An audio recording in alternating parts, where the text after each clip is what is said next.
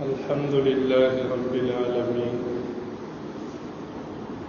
والصلاة والسلام على سيد الأنبياء والمرسلين وعلى آله وصحبه أجمعين أما بعد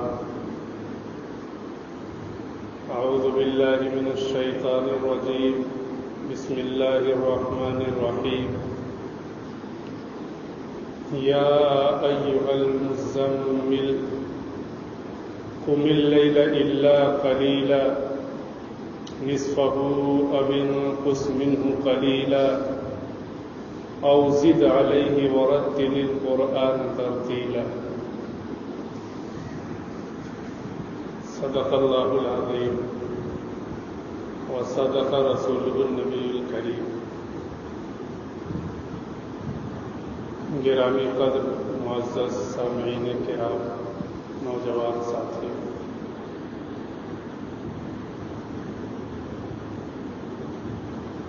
سورۃ المزمل کی کچھ ابتدائی آیات آپ حضرات کے سامنے تلاوت کی ہے۔ یہ وہ آیات ہیں جن میں اللہ رب العزت نے سرکار دو عالم صلی اللہ علیہ وسلم کو رات میں ایک خصوصی نماز کا حکم فرمایا، لیکن اس سے پہلے حضور کو المزمل کہہ کر خطاب فرمایا گیا۔ عربی میں المزمل کا مطلب ہوتا ہے چادر میں لپٹنے والا شخص۔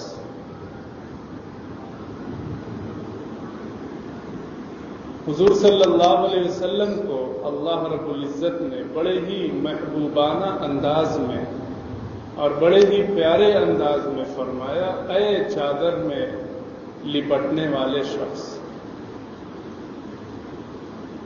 جب پہلی بار سرکار دو عالم صلی اللہ علیہ وسلم غار حرا میں تشریف لے گئے اور حضرت جبریل علیہ الصلاۃ والسلام وحی لے کر آئے تھے اور آپ پر نبوت کی ذمہ داری ڈالی گئی تھی، تو اس بوجھ کی وجہ سے آپ صلی اللہ علیہ وسلم کو بہت جاڑا لگنے لگا، ٹھنڈ محسوس ہونے لگے۔ آپ غار حرا سے اپنی اہلیہ محترمہ حضرت خدیجہ رضی اللہ تعالی عنہا کے یہاں تشریف لائے اور آپ نے فرمایا، مجھے چادر میں لپیٹو، مجھے چادر میں لپیٹو۔ تو اللہ رب العزت نے اسی پس منظر کو یا ایھا المزمل میں سمو دیا، اور آپ صلی اللہ علیہ وسلم کا ایک نام المزمل بھی پڑ گیا۔ اس کے بعد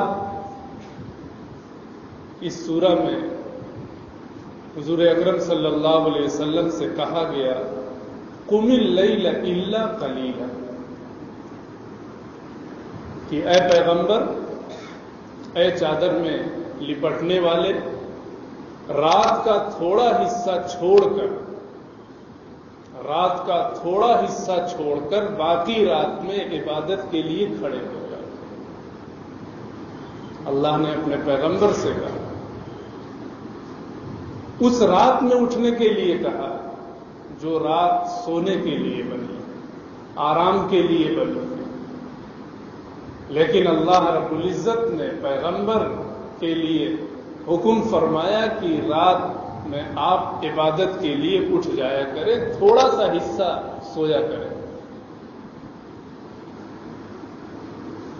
مفسرین فرماتے ہیں کہ اس آیت میں اللہ رب العزت نے آپ صلی اللہ علیہ وسلم کو تہجد کا حکم فرمایا، تہجد کی نماز کا حکم فرمایا، اور اکثر مفسرین کے مطابق شروع میں ابتدا میں تہجد کی نماز نہ صرف سرکار دو عالم صلی اللہ علیہ وسلم پر بلکہ تمام صحابہ کرام پر فرض کی گئی تھی. جیسے ظہر کی نماز فرض ہے، عصر کی نماز فرض ہے، عشاء اور مغرب کی نماز فرض ہے، ایسے ہی تہجد کی نماز شروع میں مکی زندگی میں آپ صلی اللہ علیہ وسلم پر بھی فرض تھی، اور جو تھوڑے سے صحابہ اس وقت ایمان کے حلقے میں داخل ہوئے تھے ان پر بھی فرض تھی. اور اس تہجد کی نماز کی مقدار کم سے کم 1/3 رات مقرر کی گئی تھی. یعنی اگر رات 6 گھنٹے کی ہو رہی ہے مثلا، تو 2 گھنٹے 1/3 تہجد کی نماز کے لیے خاص کیا گیا تھا. اگر رات 6 گھنٹے کی ہے تو 2 گھنٹے اللہ کی عبادت میں گزارنے کے لیے، تہجد کی نماز پڑھ کر کے اللہ کی عبادت کرنے کے لیے اس حصے کو خاص کیا گیا تھا.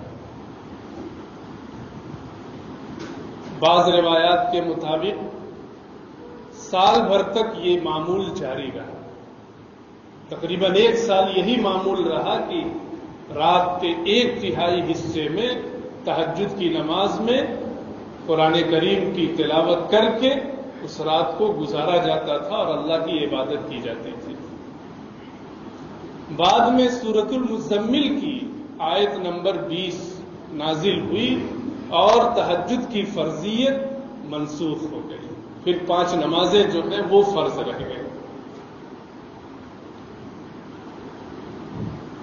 پھر اگلی آیت میں اللہ رب العزت نے حضور صلی اللہ علیہ وسلم سے کہا نصفہ او انقص منہ قلیلا، کہ رات میں آپ اٹھ کھڑے ہو جائیں، رات کا آدھا حصہ یا آدھے سے کچھ کم کر لو. پہلے 1/3، پھر کہا گیا آدھا حصہ. یعنی اگر 6 گھنٹے کی رات ہو رہی ہے تو 3 گھنٹے تہجد کی نماز میں گزارنے کا حکم دیا گیا. اور اگلی آیت میں کہا گیا او زد علیہ، یا اس سے کچھ زیادہ کر لو، اس کا بھی اختیار دیا گیا. اور قرآن کی تلاوت اطمینان سے صاف صاف کیا کرو، ٹھہر ٹھہر کر کیا کرو. اس آیت سے ہٹ کر آپ صلی اللہ علیہ وسلم کے معمولات اگر ہم دیکھیں تو آپ بکثرت نمازیں پڑھا کرتے تھے. فرض نمازوں کے علاوہ نفل نمازیں بکثرت پڑھا کرتے تھے. وہ نمازیں جنہیں آج ہم سنت مؤکدہ اور غیر مؤکدہ کہتے ہیں وہ پڑھا کرتے تھے. اور بعض اہل علم نے تجزیہ کرتے ہوئے لکھا ہے کہ آپ صلی اللہ علیہ وسلم پر معراج کی رات میں 50 نمازیں فرض کی گئی، 50 وقت کی نمازیں فرض کی گئی.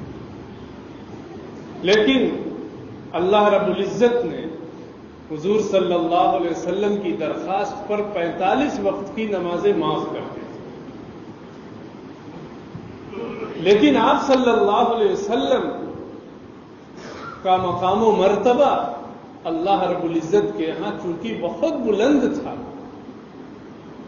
تو حضور اکرم صلی اللہ علیہ وسلم نے اپنے آپ کو شکر گزار بندہ بنانے کے لیے دن بھر اور رات بھر میں نمازوں کا ایسا معمول بنایا تھا کہ سنن اور نوافل ملا کر کے 50 نمازیں بن جاتی تھیں. یعنی فرض نمازیں تو 5 وقت کی آپ پڑھا کرتے تھے، لیکن اس کے علاوہ کچھ رکعت اتنی اور ملا لیتے تھے کہ وہ اس کے برابر ہو جاتی تھی جو معراج میں آپ پر فرض کی گئی تھی. اور یہ تہجد کا حکم آپ صلی اللہ علیہ وسلم کو جو دیا گیا اور اس کے لیے جس رات کو خاص کیا گیا، اس کے بارے میں اللہ رب العزت نے اگلی آیتوں میں یہ بھی فرمایا ان ناشئۃ اللیل ہی اشد وطئا واقوم قیلا، کہ بے شک رات کے وقت اٹھنا ہی ایسا عمل ہے جس سے نفس اچھی طرح کچلا جاتا ہے اور بات بھی بہتر طریقے پر کہی جاتی ہے۔ یعنی اللہ چاہتے تو تہجد کی نماز کو دن کے اجالے میں بھی فرض کر سکتے تھے، لیکن رات کا حصہ خاص کیا گیا اور اس کی وجہ یہ بتائی گئی کہ رات کے سناٹے میں اور رات کے اندھیرے میں جب ساری دنیا سو رہی ہو، ایسے وقت میں کوئی انسان بیدار ہو کر اللہ کی عبادت کرتا ہے تو اس کے لیے اپنے نفس پر قابو پانا اور نفس کو کچلنا بہت آسان ہو جاتا ہے، اور جس دن نفس پر انسان قابو پا لے پھر اس دن اس کی زندگی شریعت سنت کے مطابق آسانی سے گزرنے لگتی ہے۔ آج ہم اور آپ کتابیں سننے کے باوجود، تقاریر سننے کے باوجود، جلسے جلوس میں شرکت کے باوجود اور سوشل میڈیا کے ذریعے اچھی چیزیں احادیث اور قرآن دیکھنے اور پڑھنے کے باوجود نیک نہیں بن پا رہے ہیں، ویسا مسلمان نہیں بن پا رہے ہیں جیسا اللہ کو مطلوب ہے، جیسا پیغمبر کو مطلوب ہے۔ اس کی وجہ صرف اور صرف یہی ہے کہ ہم نے اپنے نفس پر قابو نہیں پایا۔ ہم نفس کے غلام ہیں، ہمارا کنٹرول نفس پر نہیں ہے، نفس کا کنٹرول ہمارے اوپر ہے، وہ جدھر چاہتا ہے ہمیں لے کر چلا جاتا ہے۔ تو رات کو اٹھ کر تہجد کی نماز پڑھنے سے انسان کے لیے اپنی نفسانی خواہشات پر قابو پانا بہت آسان ہو جاتا ہے، اور رات کے وقت میں چونکہ شور و غل نہیں ہوتا، لڑائی جھگڑے نہیں ہوتے، اس لیے تلاوت اور دعا بالکل ٹھیک ٹھیک اور حضور قلب کے ساتھ ادا ہوتی ہے۔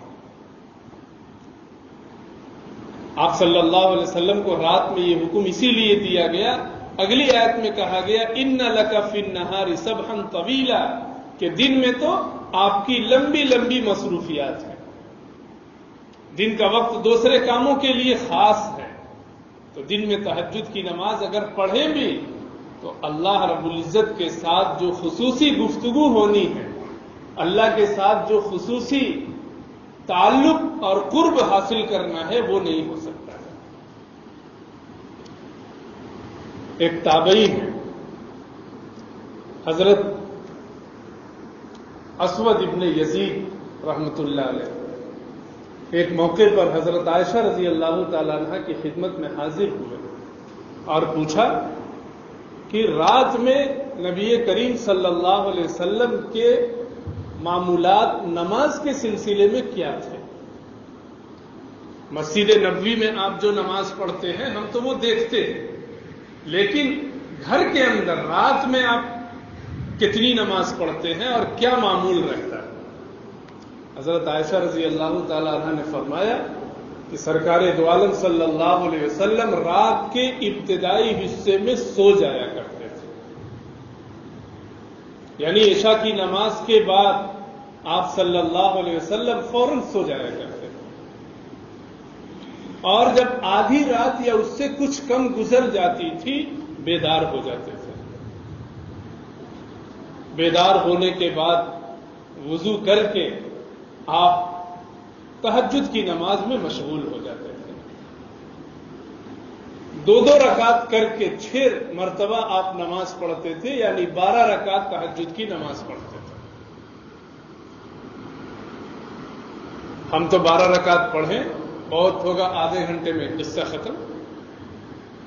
سرکار دو عالم صلی اللہ علیہ وسلم کے بارے میں آتا ہے کہ آپ تہجد کی پہلی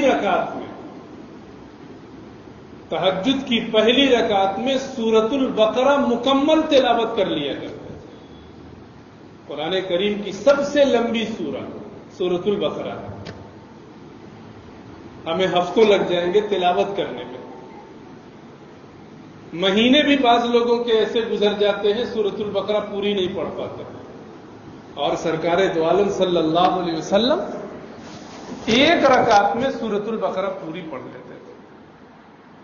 आले इमरान दूसरी रकात में पूरी की पूरी पढ़ लेते थे, सूरह निसा और मायदा एक एक रकात में पढ़ लिया करते थे, खड़े खड़े तिलावत कर रहे तो कर रहे। बाद सहाबा ने कहा कि ऐ अल्लाह के रसूल सल्लल्लाहु अलैहि वसल्लम, आप तो बख्शे बख्शाए हैं, आप इतनी नमाजें क्यों पढ़ते हैं कि आपके पांव मुबारक में वरम आ जाता है? आप सल्लल्लाहु अलैहि वसल्लम ने फरमाया, मैं इतनी मेहनत और इतने एहतमाम से ये नमाजें इसलिए पढ़ता हूं ताकि मैं अल्लाह की निगाह में शुक्रगुजार बंदा बन सकूं। अल्लाह ने जब मुझे इमामुल अंबिया बनाया है, तमाम नबियों का सरदार, तो मेरा भी कुछ हक बनता है कि मैं अल्लाह की ऐसी इबादत करूं कि अल्लाह मेरा नाम अपने शुक्रगुजार बंदों में शामिल फरमाए। फिर आप हजरत आयशा रजी अल्लाह तआला अन्हा फरमाती हैं, आखिर में वित्र की नमाज पढ़ते थे, यानी जब तहज्जुद से फारिग हो जाते थे तो वितर की नमाज पढ़ते थे।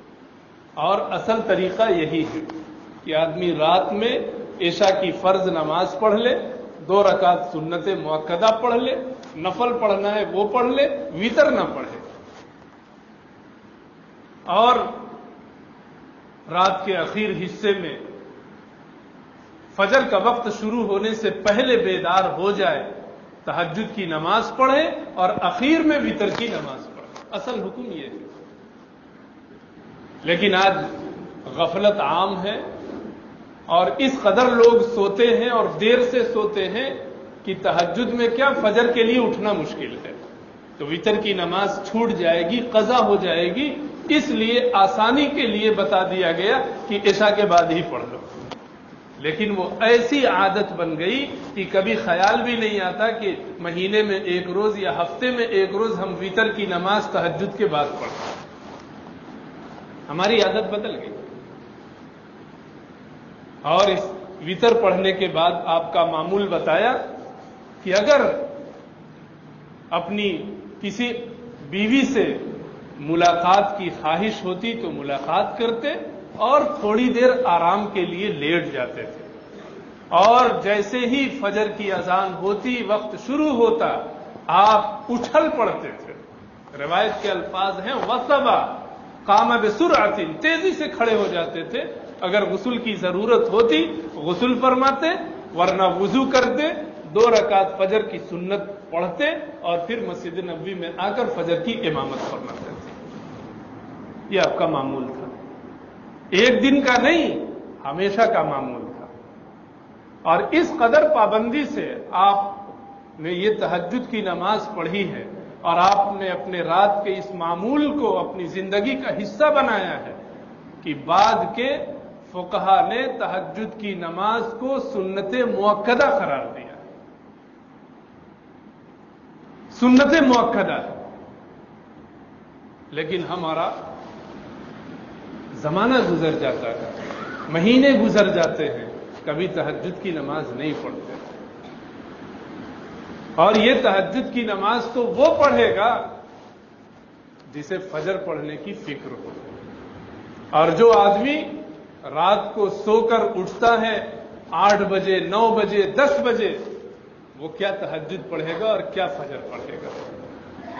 पैगंबर की रातें ऐसी गुजरती थी और हमारी रातें, हमें भी उतने ही घंटे की रातें मिली हैं जितने घंटे की रातें नबी करीम सल्लल्लाहु अलैहि वसल्लम को मिली थी। आपने अपनी रातों को ऐसा रोशन बनाया कि उस रोशनी में इंसान अपनी जिंदगी के अंधेरों को दूर कर सकता है। और हमने अपनी तारीक रातों को और तारीक बना दिया, इतना तारीक बना दिया कि उस तारीकी की वजह से दिन के उजाले में भी हम अंधेरे में। आप सल्लल्लाहु अलैहि वसल्लम ने जैसी रातें गुजारी हैं, जिसका पस मंजर कुछ पेश किया गया, मुसलमानों को भी वैसी रात गुजारनी चाहिए। आज हम अपनी रातों का जायजा लें, बस अल्लाह की पनाह। क्या अवाम, क्या खवास, क्या जवान और क्या बूढ़े, सबके हाथ में मोबाइल, गपशप, इधर उधर घूमना फिरना और रात को देर से सोना हमारी जिंदगी का मामूल है। آپ صلی اللہ علیہ وسلم رات کے ابتدائی حصے میں سو جایا کرتے تھے اور ہم رات کے ابتدائی حصے میں تو ادھر ادھر گھومتے رہتے اور اتنی دیر سے سوتے ہیں کہ عام طور سے وہ وقت تہجد کا شروع ہو جاتا ہے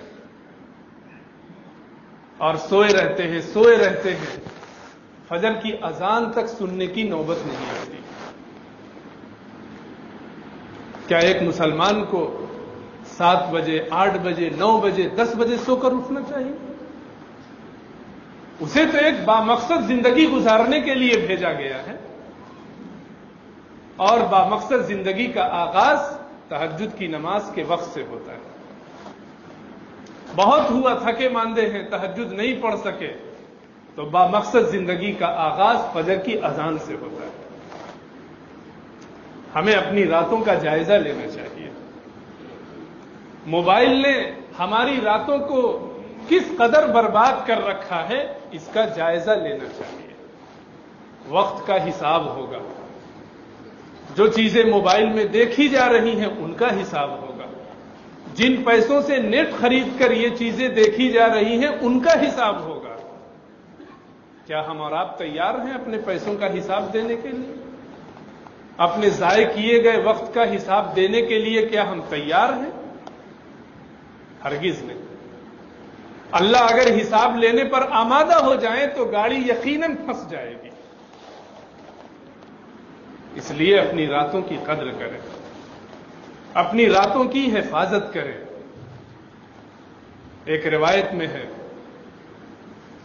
جب انسان رات کو غلط کاموں میں مشغول ہو کر سوتا ہے, یعنی اللہ کا ذکر نہیں کرتا, دعائیں نہیں پڑھتا, قرآن کریم کی کوئی سورہ نہیں پڑھتا, خاص طور سے قل اعوذ برب الفلق اور ناس اور قل هو اللہ احد وغیرہ, یہ پڑھ کر نہیں سوتا جیسا کہ آج کا معمول ہے. ہم دیر سے شادی خانوں سے آتے ہیں, دعوتوں سے آتے ہیں, سڑک پر مٹر گشتی کرتے ہوئے گھومتے پھرتے ہوئے پھر اپنے گھر کو آتے ہیں. اس کے بعد پھر موبائل کی مصروفیت. ظاہر ہے اس قدر ذہن اور دماغ تھکا ہوا ہوتا ہے کہ اس وقت نہ دعا پڑھنا یاد, نہ قرآن کریم کی کوئی سورہ پڑھنا یاد, نہ اللہ کو یاد کرنا. سو گیا آدمی. شیطان 3 گرہیں لگاتا ہے. وہ گرہیں ہمیں دکھائی نہیں دیتی ہیں, لیکن جو چیزیں دکھائی نہ دیں وہ چیزیں نہیں ہیں ایسا بھی نہیں. ہوا دکھائی نہیں دیتی ہے لیکن ہوا کا وجود ہے. جنات ہمیں دکھائی نہیں دیتے ہیں لیکن جنات موجود ہیں. پھول کی خوشبو ہمیں دکھائی نہیں دیتی ہے لیکن خوشبو ہے. ایسے ہی 3 گرہیں انسان پر شیطان لگا دیا کرتا ہے. وہ گرہیں کس لیے کہ یہ تہجد کے لیے نہ اٹھ سکے. وہ گرہیں کس لیے یہ فجر کے لیے نہ اٹھ سکے. یہ گرہیں کس لیے کہ یہ رات میں اللہ کی عبادت نہ کر سکے. یہ گرہیں کس لیے اللہ کو یاد نہ کر سکے, اللہ کو ذکر نہ کر سکے اور دین کا اور نیکی کا کوئی کام نہ کر سکے. بس یہ سویا رہے, بس سویا رہے. اس کے دل پر 3 گرہیں لگا دی گئی. جب بندہ بیدار ہوتا ہے اور اللہ کا ذکر کرتا ہے تو ایک گرہ کھل جاتی ہے. اسی لیے حدیث میں آپ صلی اللہ علیہ وسلم کا معمول یہ بھی بتایا گیا کہ جب آپ بیدار ہوتے تھے تو دعا پڑھا کرتے تھے. بیدار ہونے کی دعا کا اہتمام کیا کرتے تھے. جب انسان وہ دعا پڑھتا ہے یا کچھ نہیں تو کم از کم اٹھنے کے بعد اللہ کا نام بھی لے لے تو ایک گرہ غفلت کی کھل جاتی ہے. اور پھر اٹھ کر اگر وضو کر لیتا ہے تہجد کے لیے یا فجر کے لیے تو دوسری گرہ کھل جاتی ہے. اور جب 2 رکعت نماز چاہے تہجد کی پڑھ لے یا سنت فجر پڑھ لے تو وہ تیسری گرہ بھی کھل جاتی ہے. اب آپ شیطان کی قید سے آزاد ہو گئے. اب آپ کو نیکیوں کی توفیق ہوگی, عبادت میں مزہ آئے گا, اذان سن کر طبیعت مچلے گی. اب اس روایت کے پس منظر میں ذرا اپنی زندگی کا جائزہ لیجیے کہ یہ تو اس کے لیے ہے جو تہجد یا فجر کے لیے اٹھ رہا ہو. اس شخص پر بھی 3 گرہیں لگی ہوئی ہیں. جب وہ اللہ کا ذکر کرتا ہے، وضو کرتا ہے اور 2 رکعت نماز پڑھتا ہے تو وہ گرہیں کھلتی ہیں. اور آج مسلمان جو اٹھ ہی رہا ہے 7 بجے 8 بجے 9 بجے 10 بجے، اس کی گرہیں کون کھولے گا؟ دنیا کی کوئی طاقت ایسی نہیں ہے جو ان 3 گرہوں کو کھول سکے، کیونکہ اس گرہوں کے، ان جوڑوں کے کھلنے کا وقت ختم ہو گیا. اب پورا دن اور ہماری پوری مصروفیت اگر اللہ بچائے تو ہم بچ پائیں گے، ورنہ تو پھر گناہوں میں گزریں گے، نماز چھوڑنے میں گزریں گے، تلاوت چھوڑنے میں گزریں گے، اللہ کا ذکر چھوڑنے میں گزریں گے. آپ زندگی کا جائزہ لیجیے. آپ صرف آج کی رات کا جائزہ لیجیے، ایک دن کا جائزہ لیجیے، ایک دن پہلے کا جائزہ لیجیے کہ ہم صبح کتنے بجے اٹھے اور رات کو کتنے بجے سوئے. اس درمیان میں 12 13 14 گھنٹے ہماری زندگی کا کتنا حصہ اللہ کی یاد اور عبادت میں گزرا اور کتنا حصہ دنیا میں گزرا اور کتنا حصہ گناہوں میں گزرا. اگر آپ حساب کریں گے تو آپ کے حساب کے بعد جو ٹوٹل نکلے گا، جو نتیجہ نکلے گا وہ یہی کہ یا تو ہمارے اوقات دنیا میں گزر گئے یا تو ہمارے اوقات گناہ میں گزر گئے. اللہ کی یاد میں یا تو کچھ لمحے گزرے یا کچھ گزرے ہی نہیں، کیونکہ وہ گرہیں کھلی نہیں ہیں. اس لیے ہمیں خود اپنی رات کا جائزہ لینا چاہیے، اپنے بچوں کی رات کا جائزہ لینا چاہیے، اپنی بیویوں کی رات کا جائزہ لینا چاہیے، بچیوں کو رات میں جائزہ لینا چاہیے کہ ہماری رات کیسی گزر رہی ہے اور پیغمبر کی رات کیسی تھی. پیغمبر کی پوری زندگی کی راتیں ایک جیسی تھیں. کم سے کم ہماری زندگی کی ساری راتیں نہ صحیح، کم سے کم 1-2 سال کی راتیں تو ایسی ہوں کہ اگر ان راتوں کا پیغمبر کی راتوں سے تقابل کیا جائے تو ہماری راتیں پیغمبر کی راتوں کے بالکل ہو بہو نظر آئیں اور اسی کے نقش قدم پر ہماری راتوں کو شمار کیا جا سکے. یہ کوئی عام چیز نہیں ہے. ہماری زندگی اسی لیے بنی ہے کہ ہم اپنی زندگی کو نبی کی زندگی کے سامنے بالکل سر خم تسلیم کرنے جیسا بنا دیں. ہماری کامیابی کا راستہ وہیں سے شروع ہوتا ہے اور ہماری کامیابی کا راستہ وہیں ختم ہوتا ہے. اتباع سنت یہیں سے زندگی کا آغاز بھی ہے اور اتباع سنت یہیں زندگی کا اختتام بھی ہے. اس لیے راتوں کی قدر کریں، راتوں کو ضائع نہ کریں، تہجد پڑھنے کی عادت ڈالیں. کچھ نہ صحیح 2 رکعت پڑھیں، روز نہ صحیح ہفتے میں 1 روز پڑھیں. سنڈے کو چھٹی رہتی ہے. چھٹی کا مطلب ہمارے یہاں کیا ہے؟ چھٹی کا مطلب سوئے رہو. کم سے کم سنڈے تو تہجد پڑھ سکتے ہیں، اپنے بچوں کو پڑھا سکتے ہیں. اسکول نہیں ہے، ٹیوشن نہیں ہے، کہیں جانا نہیں ہے. زندگی بدلیں. یہی اللہ چاہتا ہے، یہی پیغمبر چاہتے ہیں اور پیغمبر کی زندگی ہم سب کے لیے اسوہ ہونی چاہیے. اللہ ہم سب کو اپنی راتوں کی قدر کرنے کی توفیق عطا فرمائے. وآخر دعوانا ان الحمد للہ رب العالمین.